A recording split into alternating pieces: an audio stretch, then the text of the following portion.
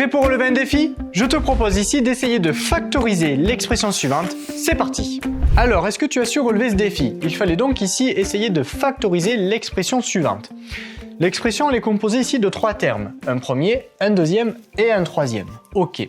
Pour factoriser, il faut donc trouver un facteur commun à chacun des termes de notre expression. Le problème ici, c'est qu'il n'y a pas de facteur commun qui se dégage à chacun des termes de notre expression. Alors peut-être que là, une des premières pistes de recherche que tu as peut-être envisagées, c'était, comme ici on voit que l'on n'a pas de parenthèse entre les différents termes à la fin, bien finalement peut-être que tu t'es dit, eh bien, on va rassembler ces deux termes en un seul en mettant des parenthèses. Et ça ne pose aucun problème parce que je ne change rien au calcul.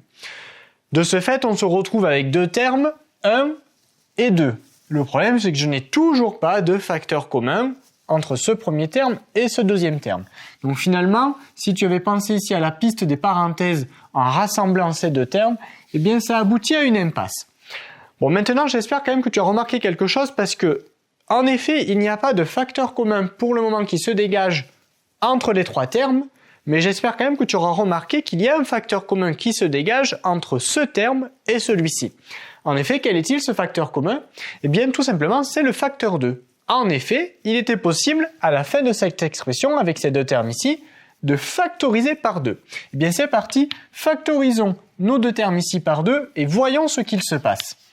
Donc pour le moment, je recopie le début de mon expression. Et maintenant, on va factoriser par 2 ces deux termes-là. Donc 2, j'écris 2, facteur 2. Alors facteur de quoi? Bien là j'ai 14x, donc 14 je le décompose en 7 fois 2. Le facteur 2 il devient facteur commun, reste le facteur 7 et le facteur x, donc ici je complète par 7x. Moins, donc je recopie le moins ici, ok. Le 4 on le décompose donc en 2 fois 2, le premier facteur 2 il devient facteur commun, reste encore un facteur 2 que je complète donc ici.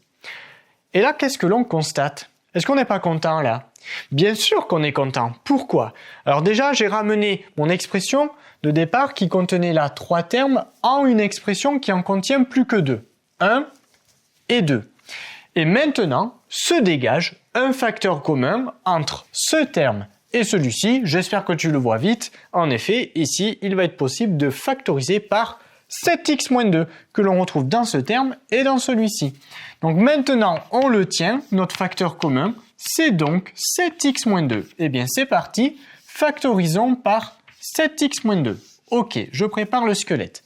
Ici, qu'est-ce qu'il me reste dans ce premier terme? Bien, le 7x-2, il devient facteur commun, mais il reste encore le x-9, le facteur x-9 que je complète donc ici. Si je regarde ce terme ici, donc le facteur 7x-2, il constitue le facteur commun, reste ici le facteur 2, que je complète donc ici. Ok. Donc maintenant, on va réduire l'expression qui se trouve entre crochets. Ici, je peux supprimer les parenthèses sans changer les signes, puisque devant, je n'ai pas de signe moins. Donc j'enlève les parenthèses tout simplement et je recopie, c'est-à-dire x-9 plus 2. Ok.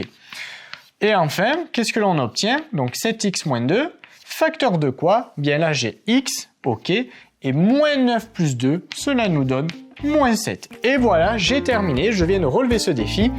J'ai en effet factorisé mon expression de départ et voici ce que l'on obtient à l'arrivée.